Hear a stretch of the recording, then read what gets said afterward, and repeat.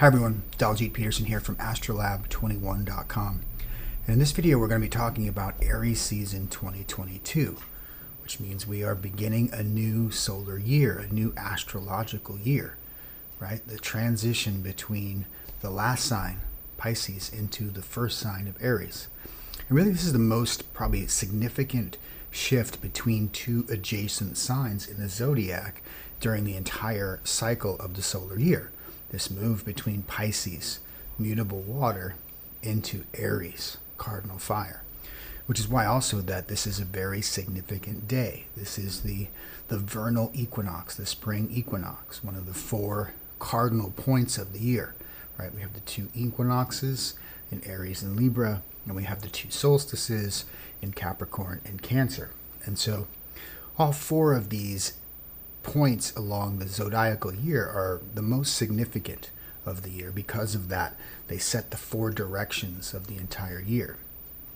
And you know, the spring equinox, the vernal equinox, was always celebrated with rituals of intention and initiation throughout human history, right? We always have, and there's a reason why, like, we initiate new things, new beginnings. The beginning of the year, the first day of spring, is a time of initiation. It's a time to go forward in cardinal direction, right? So this is the quality that Aries has. It's a very directional, very cardinal sign. It wants to get out. It wants to do. It wants to be in motion, in activity, right? And normally, you know, Aries energy is the perfect antidote to spring fever, right? We've been cooped up, many of us, in more seasonal climates, right? You spent all winter in somewhat of a hibernating state. Particularly Pisces tends to be a very introspective time of the year where we reflect on the year that was and prepare for the new year, the new season. And so this transition is usually very poignant. And of course, they're all the same. They all have the similar quality, right? This is why the tropical zodiac is so useful, because it does align us to this journey that our planet takes around the sun every year, our solar year. But of course, each season is also unique, because while there's a consistency from year to year of the sun moving through the sign of Aries, and usually, of course, Mercury and Venus are not going to be too far away, the configuration of the rest of the planets creates a very unique tone to each of these seasons, which is why Aries season 2022 will be different than Aries season 2021 or 20 or 2010 or 2035, right? Each one has a unique character because of the whole complex of planetary configurations at any given time. And of course, you know, this is no exception. We have a lot of energy actually trailing behind the sun in this case, as the sun moves into Aries and tries to initiate this new season and moves into the first quadrant of the sky. There's a ton of planetary energy still hanging out from Capricorn through Pisces. We've got Jupiter and Neptune in Pisces. We've got Mars and Venus and Saturn in Aquarius. We've got Pluto back in Capricorn. So there's still a huge emphasis on the last quadrant of the sky, which means a huge emphasis on sort of the big picture issues of the day, right? Anything when we're dealing with those signs, Capricorn, Aquarius, Pisces, that fourth quadrant of the zodiac, those are the big social signs. They're the more outward facing signs. They're dealing with the structure of society and authority. They're dealing with community and connection to the social scene, right? They're dealing with the transcendent, the biggest picture of all, right? The universal, right? So lots of energy now, still sort of staying back in that part of the sky. So as the sun moves forward this particular Aries season, we may feel like we're not able to spring forward as we normally would during this time of year, just because there's so much energy sort of pulling us back. You know, we talked about last month Saturn squaring the nodes, and we'll talk about that more in this forecast, because that position continues, right? And it's this push-pull between past and future. So a lot of our recent history is pulling us back right now, and has to be sort of has to be dealt with, right? And this applies to us on a personal level, interpersonally, socially, collectively, right? From the top down, from the bottom up. These things are in play archetypally and at different levels, right? At all the levels. So we'll take a look at the chart and let's just jump right in. And so here we are.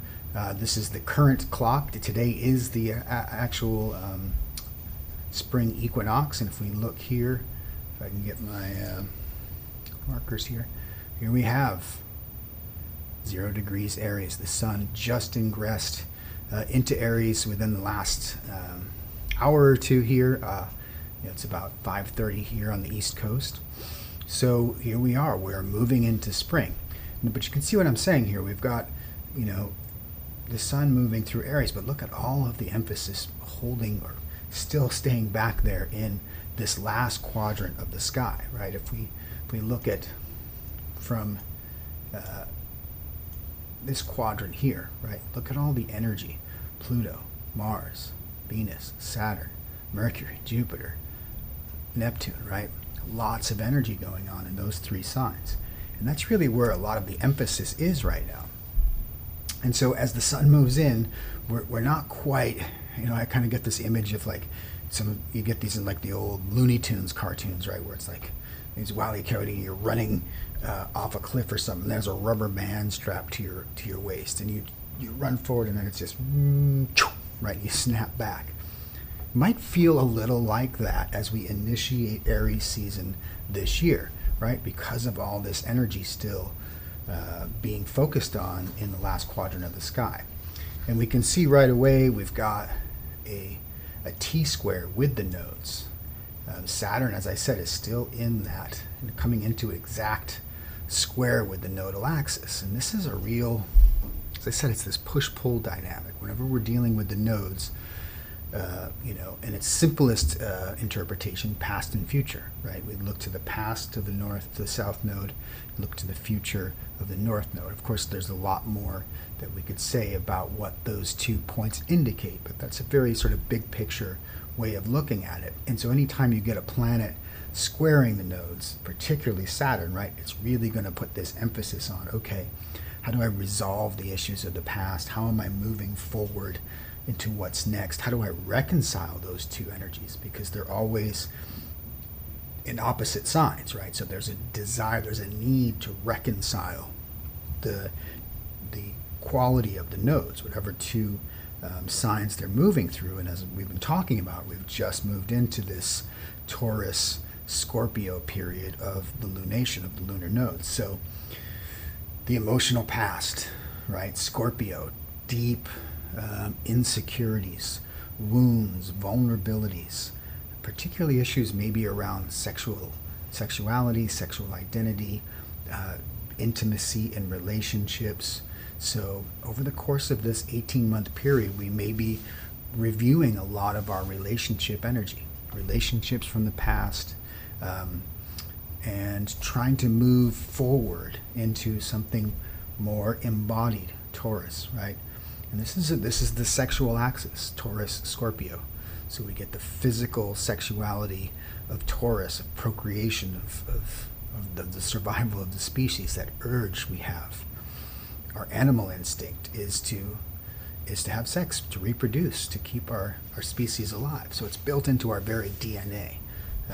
And then you have the emotional character of sexuality, as indicated by Scorpio. So this is going to be a really intense, emotional, embodied 18-month cycle that we're really into. And so with Saturn squaring that nodes, we're really going to get hit with, it can feel very limiting, restricting.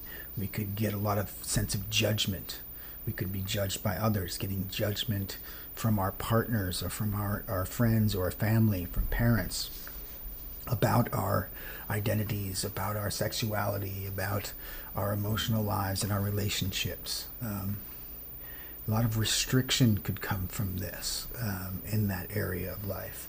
But also just, when we're working with Saturn, if we can use Saturn's energy to really focus on those issues, really do the hard work of repairing any lingering emotional issues in relationship and identity and sexuality, certainly could be very helpful during this period, but could be challenging.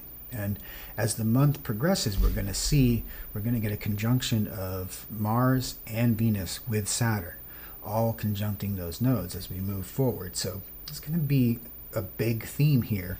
And, we're dealing with Aquarius energy, right? So all of these planets moving through it. We talked a lot last month about, we had Venus, Mars, Pluto conjunct in Capricorn, which was, a very intense type of configuration. And Mars Pluto together is always as I said, it's very aggressive, and with Venus there, a sexual identity came into it. Of course, it turned out to be a signature of war and aggression, right? I mean, all of this Ukraine-Russia war sort of unfolded during that configuration. So sort of interesting to see the archetypal dimensions at play there.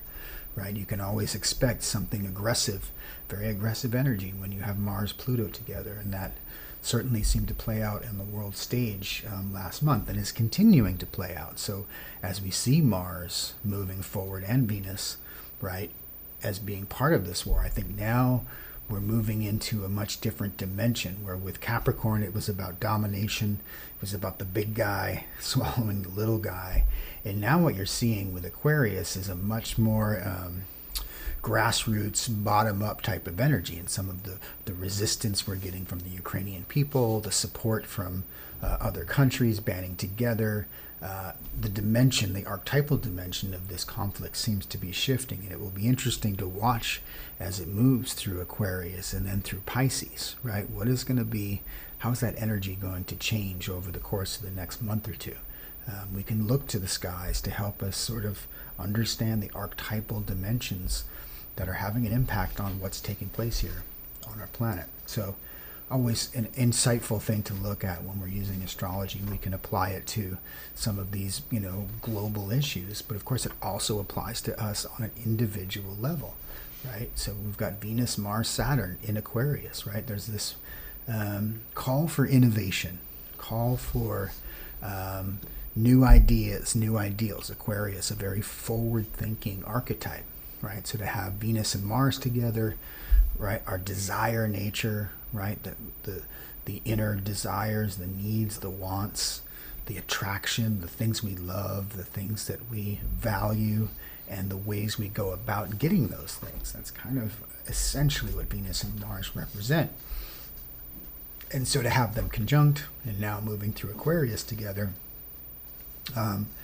this is going to be a different energy than the conjunction we had taking place in Capricorn with Pluto, right? That was an intensity, it was very charged, very unconscious. Now it's becoming more conscious, because Saturn is a very conscious energy. Saturn in its own sign here of Aquarius, and one of the co-rulers of Aquarius. So there's something really a much more practical energy to this, a much more conscious use of our energy, our eros, the erotic nature, which is not just sexual energy, it's just creative energy, it's expressive energy, it's, our activities, our very desire to be in the world could be stimulated by this configuration.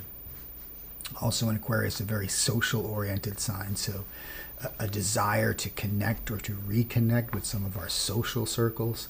And as the restrictions are starting to lighten here with changes in the policies regarding coronavirus and masking and the opening up of a lot more public spaces, there is going to be this energy to socialize during this Aries season, and that is really endemic of this Venus-Mars conjunction. But Saturn still has its desire for limits and restrictions. It's going to be a very controlled, contracted type of opening, right?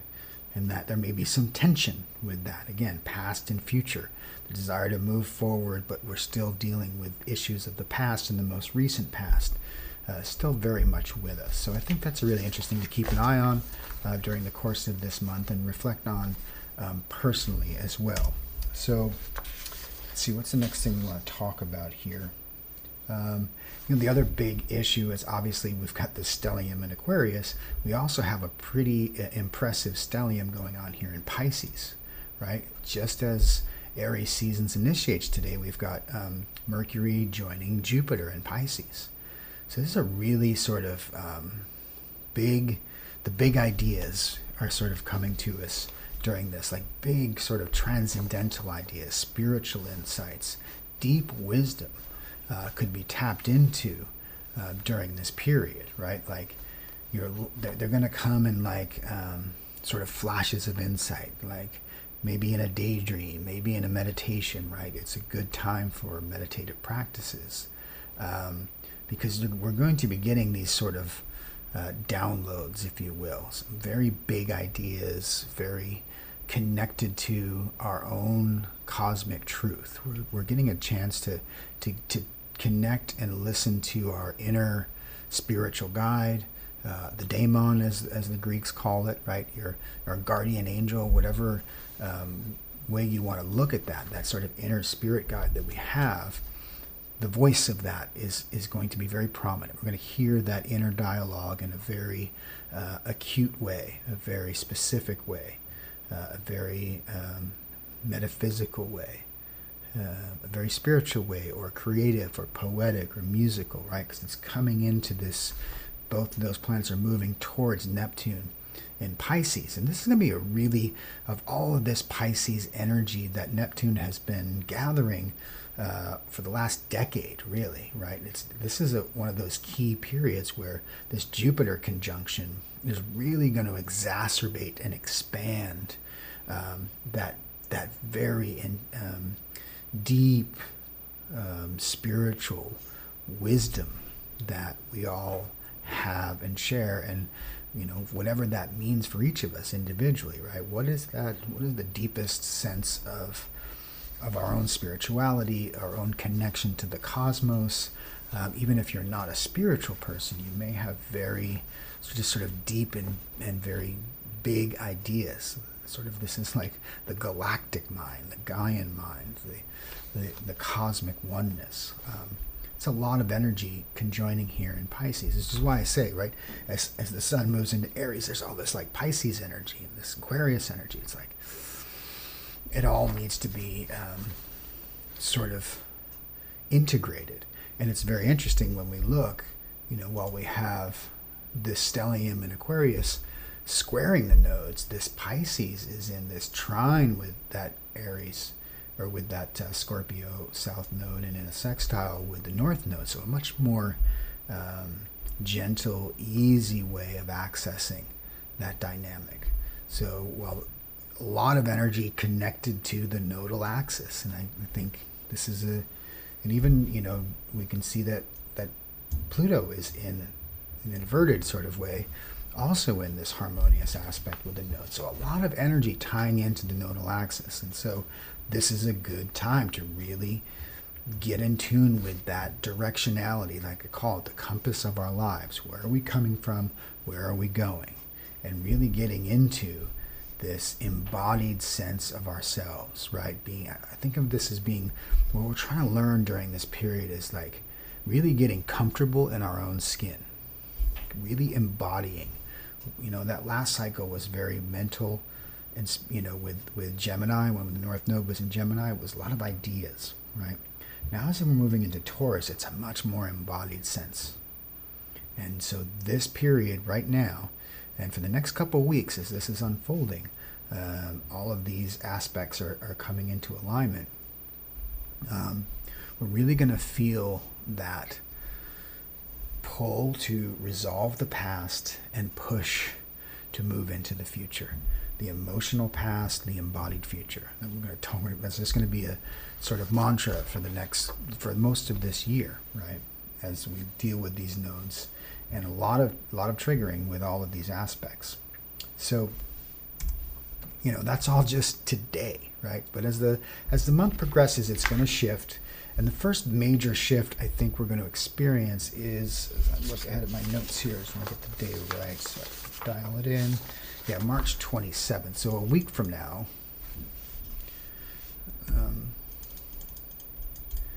we see that Mercury is going to move into Pisces, or into Aries, right, out of Pisces. So after this conjunction, all this Pisces energy, it's going to come having had the download, right, this intense encounter with the cosmic and the transcendental, just touched Neptune and Jupiter.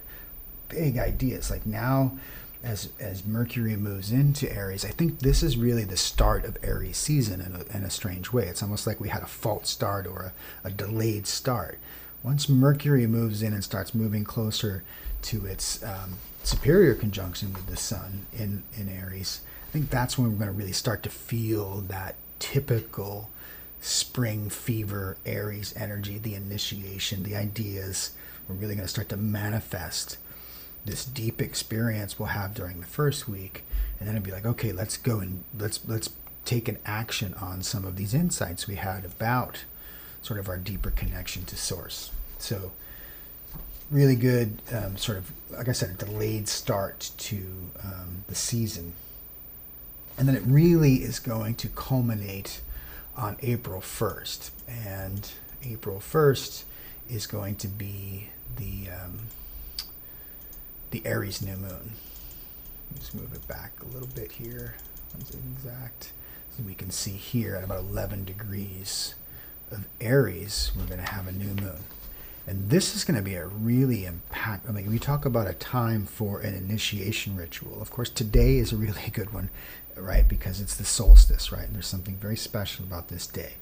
Equal parts day and night, right? This is a major point in the solar year. It's the beginning. We're initiating. But if we can look forward to April 1st, that is going to be the real start, I think, to this new year. This is a very powerful new moon and a great time for initiation rituals of any kind. If you really want to set your year off to the right start, this is a day to do it. And it's on April Fool's Day, but it's no joke. This is a serious new moon. Why did I say that? Well, because we can see that we've got Mercury along with Chiron conjoining this new moon here, adding a real intensity, right? Anytime you get a conjunction with Chiron, it adds a degree of gravity, right? We always talk about Chiron as the wounded healer, right? So there's this sense of healing an old wound, right? And again, connected what we're talking about with this nodal axis, right? This is also maybe bringing some of that up. And I always like to think of Chiron and its function as the shaman, as the healer, as the way we can heal ourselves and we can heal others. So incredible time for, like, you talk about a perfect time to do your spring cleaning ritual. This is it, right? Not just physical spring cleaning, mental spring cleaning with Mercury here, right? Emotional spring cleaning, spiritual spring cleaning. You really want to clear out the old and make room for the new, right? Let go of the past, let go of the hurt. Stop with the self-inflicted wounds, right? A lot of problems we cause for ourselves, right? And so, Chiron also is the symbol of a self-inflicted wound. So sort of healing, letting go of the self-criticism, right? Letting go of the past and any traumatic experiences, healing, and just moving forward and initiating a new cycle. It's a new year, right? It's another time. And every time we get these opportunities, right? Like, use this, because now we're aligned with the energy of the solar system, right? As the Earth is now moving in its relationship to the sun, and for us in the northern hemisphere, the days start getting longer from now until the summer solstice, right?